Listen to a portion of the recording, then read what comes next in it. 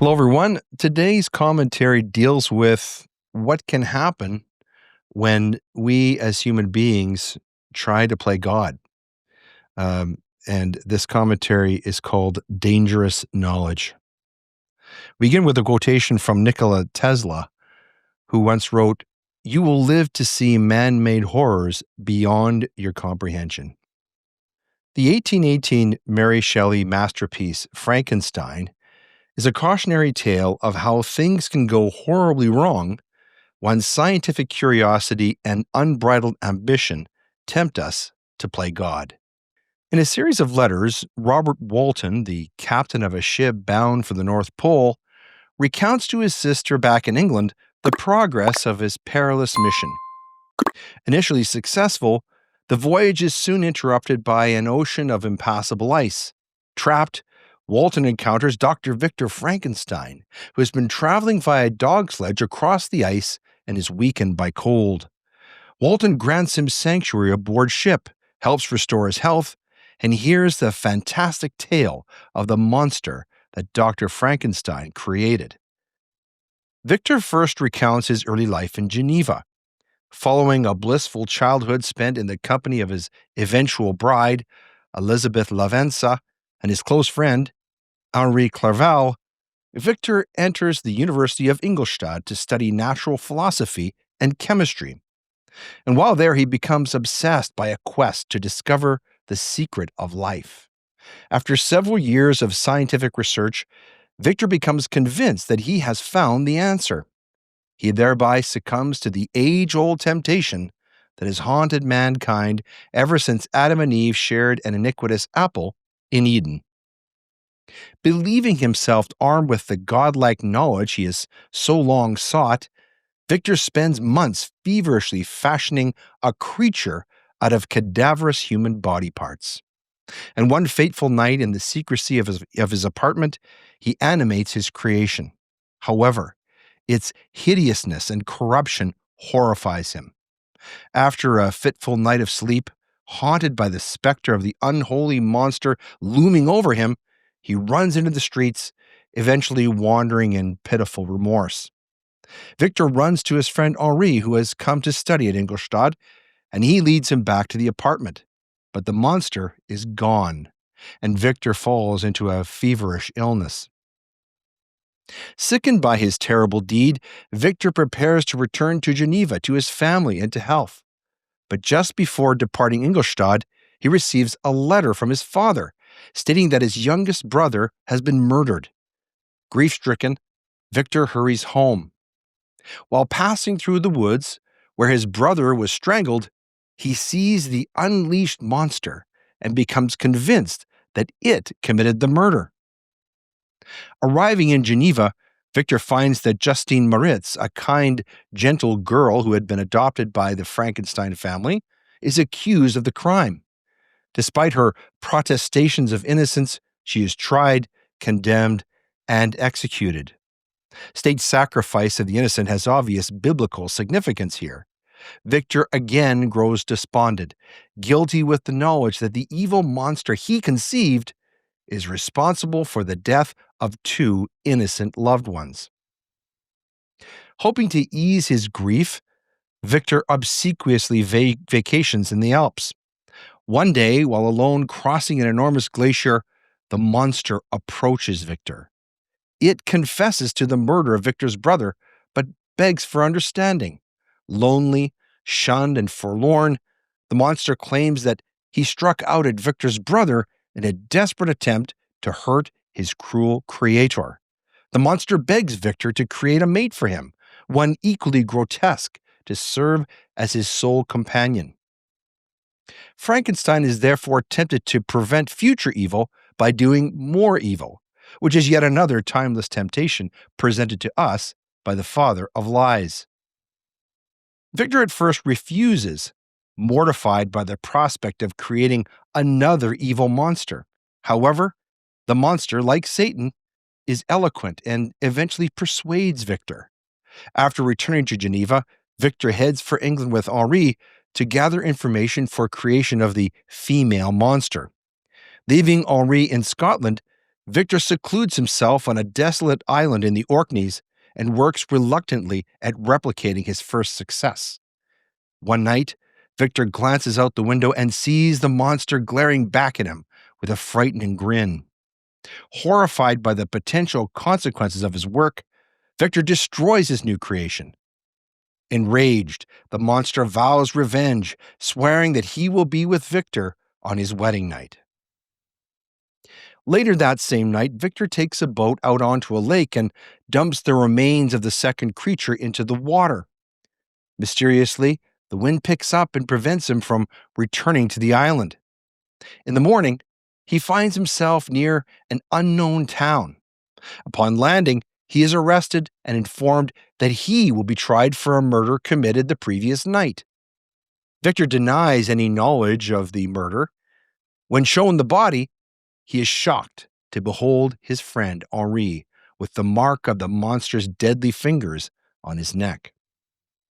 Victor falls ill again, stark raving mad this time, and is imprisoned until he recovers and is ultimately acquitted of the crime. Upon returning to Geneva with his father, Victor marries Elizabeth. He dreads the monster's warning and suspects that he will be murdered on his wedding night. As a precaution, he sends Elizabeth away to await him. While waiting to confront the monster, he hears Elizabeth scream and realizes that the monster planned all along to murder his new bride. Victor returns home to his father who dies of grief. Victor vows to devote his life to finding the monster and exacting revenge. He soon departs to begin the hunt. Once again, the great scientist is tempted to defeat evil through evil means. Rather than turning to God, he instead vows to become the very thing that he hates, a murderer, in clear contradiction of God's law. Victor ruthlessly tracks the monster ever northward into the Arctic ice. In a dog sled chase, Victor nearly catches up to the monster, but the sea beneath him swells and the ice breaks, leaving a chasm between them. In his homicidal rage, Victor fails to recognize the providence of his reprieve from committing yet more evil. At this point, Walton rescues Victor, and the narrative reaches the time of Walton's fourth letter to his sister. He tells the remainder of the story in another series of chilling letters. Already ill, Victor's condition worsens until he dies. When Walton returns several days later to the room in which the body lies, he is startled to find the monster weeping inconsolably over Victor. The monster tells Walton of his immense solitude, of his suffering, his hatred, and remorse. He asserts that now his creator has died, he too can end his own suffering. The monster departs for the northernmost ice floes to certain death. The message here is clear. The love of a father is what the monster needed. That love could have changed everything. Victor's arrogance, ambition, self-loathing, and vengeful hatred were the true evil which spawned the monster. Victor was a man gifted by God to do great things, but whose lust for supernatural power over life and death was perverted into a force for destruction rather than good. The pursuit of dangerous knowledge is therefore at the very heart of Frankenstein. Victor attempts to surge beyond accepted human limits and to unlock the secret of life. This ruthless pursuit of knowledge, of the light through darkness, proves dangerous. Victor's perverse, unnatural act of creation results in destruction of everyone dear to him. Victor's obsessive hatred of the monster even drives him inexorably toward his own death. In sum, the devil wins. Monstrosity is a central theme of the story. 8 feet tall and hideously ugly, the monster is rejected by society. However, its monstrosity results not just from its grotesque appearance, but also from the unnatural manner of its creation, involving the secretive animation of a mix of stolen body parts and strange chemicals. It is a technological product not of collaborative scientific effort, but of dark, supernatural workings. The monster is merely the most literal of a number of monstrous entities in the novel, including the dangerous knowledge that Victor used to create the monster. We can even argue that Victor himself is a kind of monster.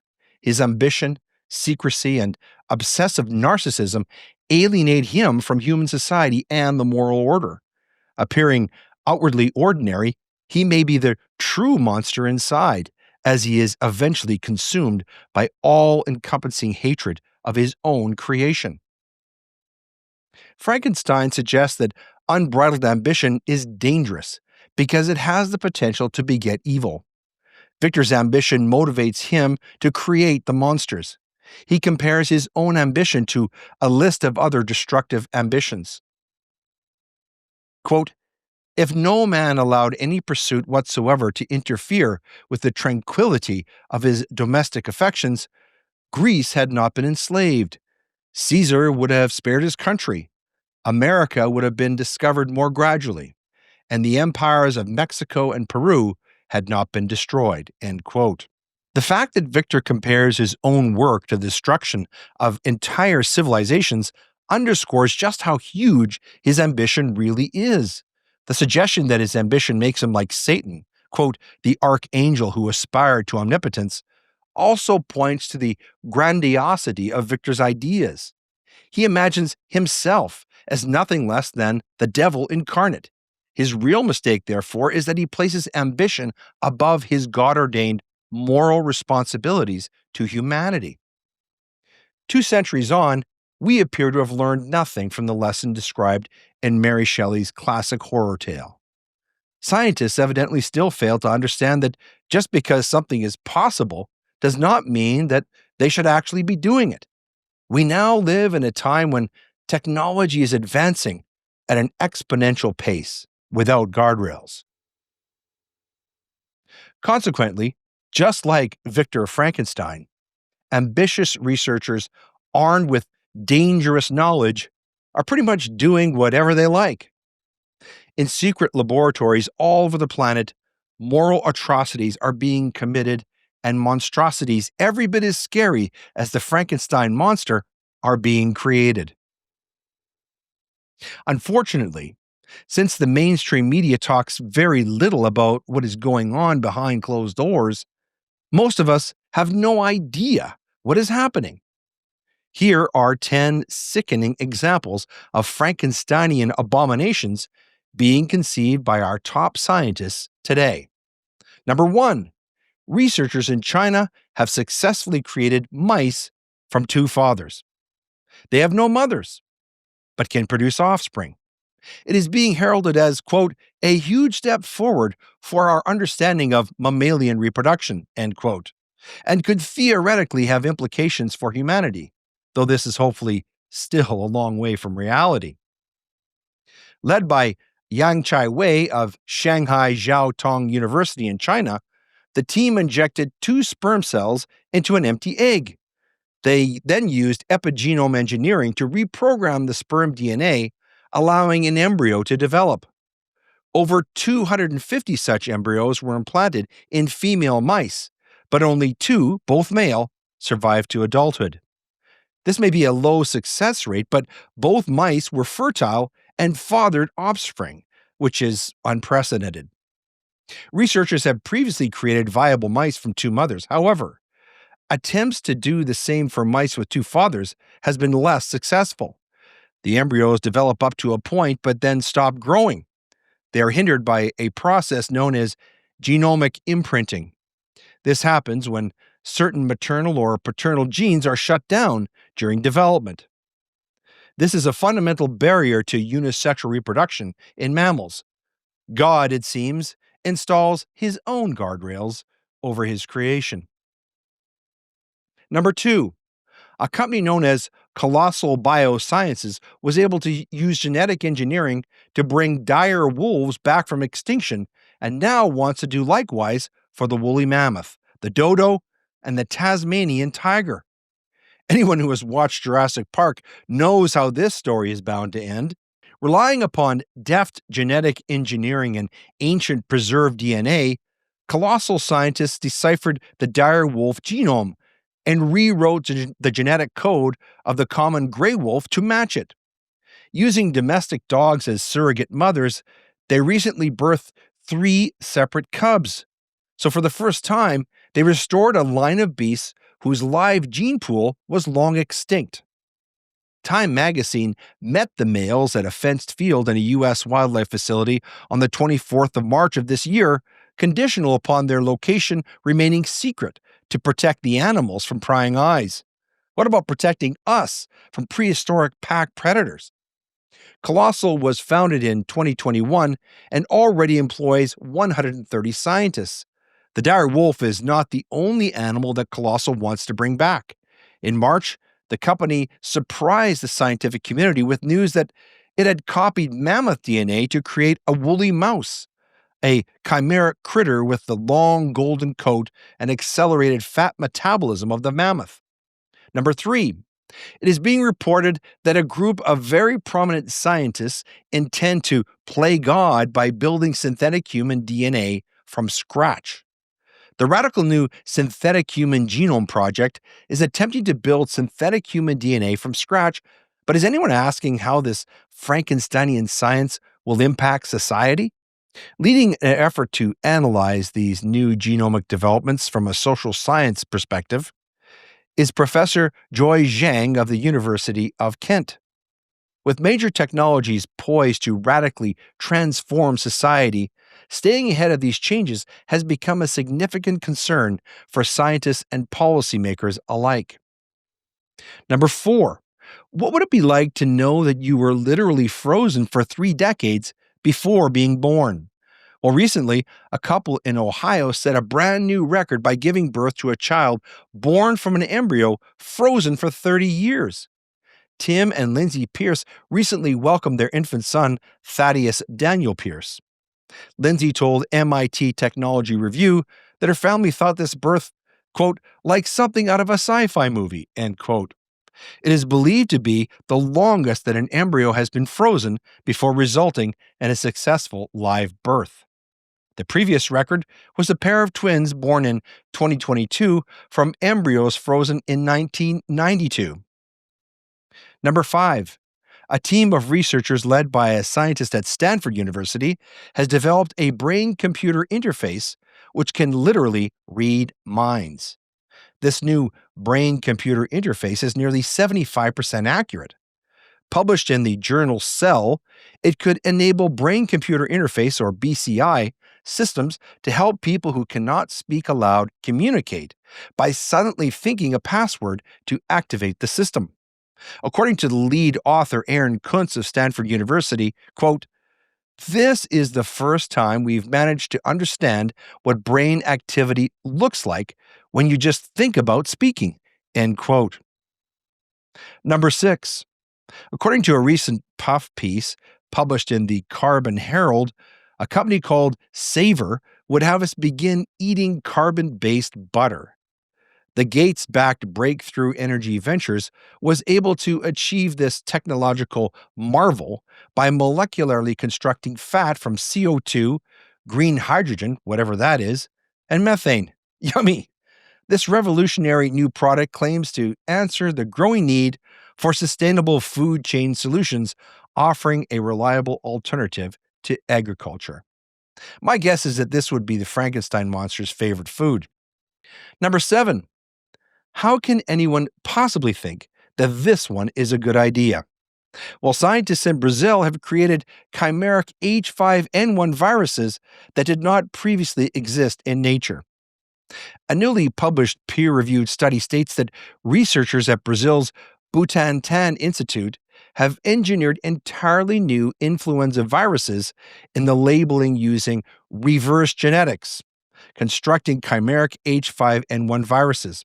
When chicken embryos were exposed to these new viruses, they rapidly developed hemorrhagic lesions, an abnormal result not seen with seasonal influenza strains.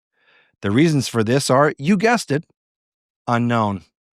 So, if a strain of the bird flu that causes humans to develop hemorrhagic lesions ever gets loose, then we will know exactly who to blame. Number eight, researchers at Johns Hopkins University are creating mini brains in order to study neurological diseases. I lack the words to describe how sick this is. To understand how neurological diseases and conditions develop, scientists have evidently created simplified versions of the brain called organoids. These are 3D tissue cultures growing from stem cells. They replicate the structure and function of the brain, at least the way that scientists like Victor Frankenstein understand the human brain function. More recently, they have developed brain assembloids, which are fusions for multiple brain organoids. They combine organoids representing different parts of the brain, such as the cortex, midbrain, and hindbrain. At least Victor Frankenstein used actual human body parts. These guys are making synthetic ones in the laboratory. Number 9. They clearly did not learn their lesson from the last pandemic. Researchers at China's notorious Wuhan Institute of Virology are now playing around with the dreaded monkeypox virus. A new peer reviewed study reveals that scientists at the Wuhan Institute and Wuhan University have cloned and engineered a monkeypox virus protein. Known as OPG147, it suppresses the human immune system's early warning signal without triggering obvious alarms. These researchers are particularly interested in a protein that can disrupt the human immune system's ability to signal the presence of viral material.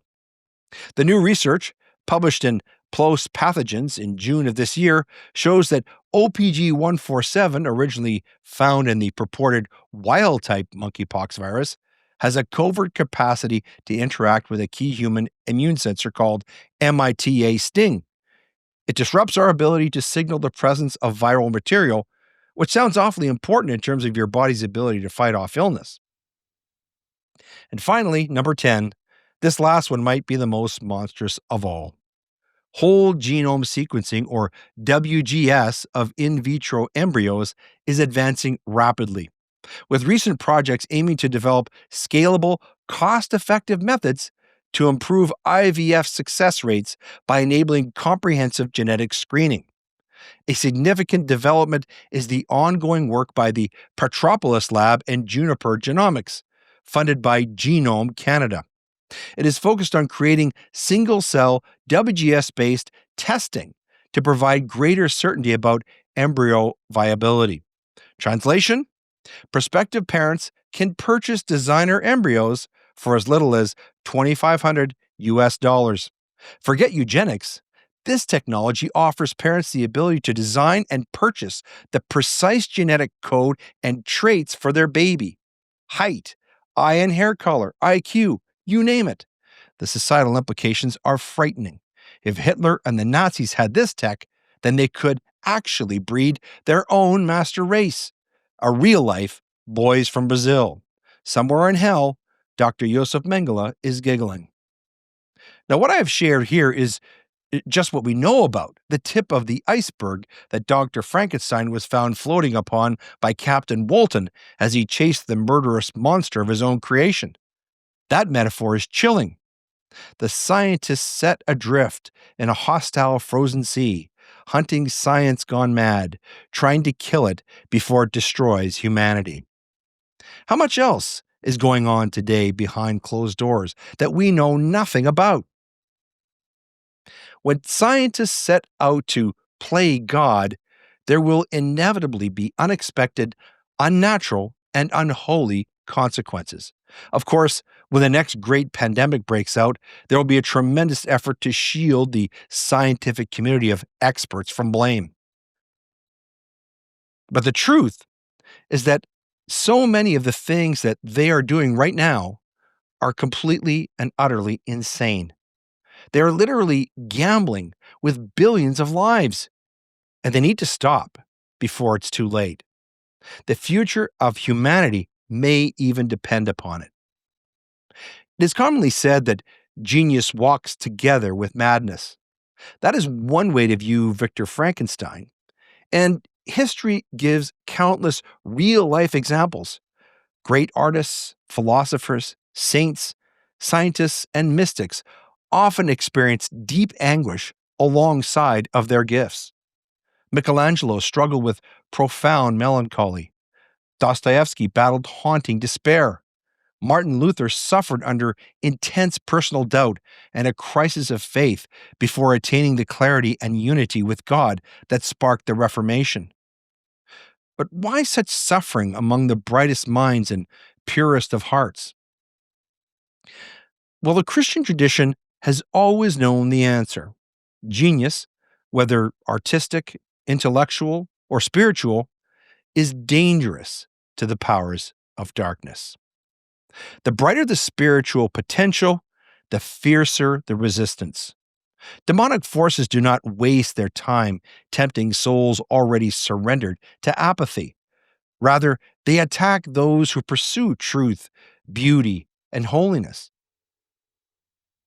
In the Screwtape Letters, C.S. Lewis writes, "Indeed, the safest road to hell is the gradual one, the gentle slope, soft underfoot, without sudden turnings, without milestones, without signposts.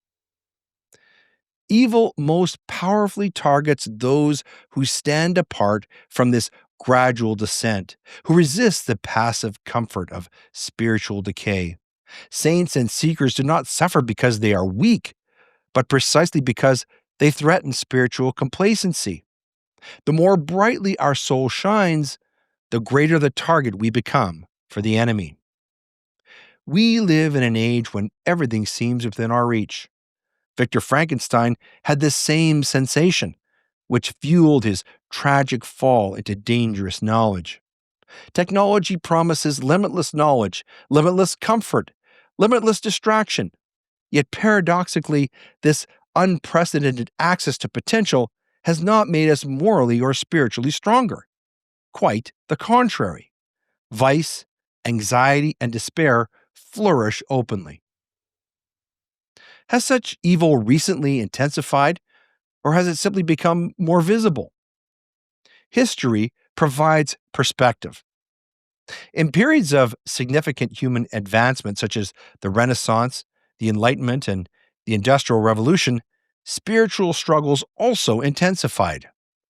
Greater possibilities for human flourishing also bring greater potential for corruption. And this dynamic was captured by Dostoevsky in his prophetic novel, The Brothers Karamazov. He saw how clearly modern man, empowered by science and intellect, would face spiritual ruin if separated from God. Quote, "If God does not exist, then everything is permitted." Dostoevsky understood that the spiritual battle intense human freedom and potential grow. The paradox is clear. Greater freedom means greater responsibility, and greater responsibility invites greater spiritual attack. Evil escalates its assault because the stakes, the potential good humanity can achieve, are higher than ever. What Victor Frankenstein discovered is something that we all intuitively know, that spiritual warfare is real. The struggle is not reserved for monks, mystics, or theologians. It involves every soul, including yours and mine. The enemy is cunning, adapting to every age. Vice and temptation today come softly through subtle means, endless scrolling, easy pleasure, and quiet despair. For the scientists blindly creating monstrosities like the ones herein described, it is the obsessive ambition to discover the secret of life, and through such discovery, to be as gods, to obtain the very dangerous knowledge promised by Satan to Adam and Eve in the garden. Yet, we are not powerless. Scripture assures us, quote, "Resist the devil, and he will flee from you. Draw near to God, and he will draw near to you." That's from James chapter 4, verses 7 and 8. In the spiritual war for our souls, both sides recognize our worth. Satan tempts precisely because he sees our potential. God permits trials because he believes in our ability to withstand and grow stronger. Our choices shape our eternity. We must stand firm, fight well, and choose wisely. The battle is intense, but the outcome is hardly uncertain. Christ promises ultimate victory to those who persevere. Quote, "In the world you will have tribulation, but take heart. I have overcome the world." That's from John chapter 16, verse 33. We are all, including scientists, called to live with intention, to be aware of the spiritual war going on around us. Our souls are contested because it is our souls and not our bodies that are precious. We must all choose how we will live. We must live courageously, humbly, consciously. Evil will whisper lies, offer shortcuts, dangerous knowledge, and pleasures without cost. We must not be fooled by such empty promises. God trusts each of us enough to allow spiritual testing. We must trust Him enough to endure faithfully. And we close with the quotation: "We have created a Star Wars civilization with Stone Age emotions, medieval institutions, and godlike technology." That's from Edward O. Wilson.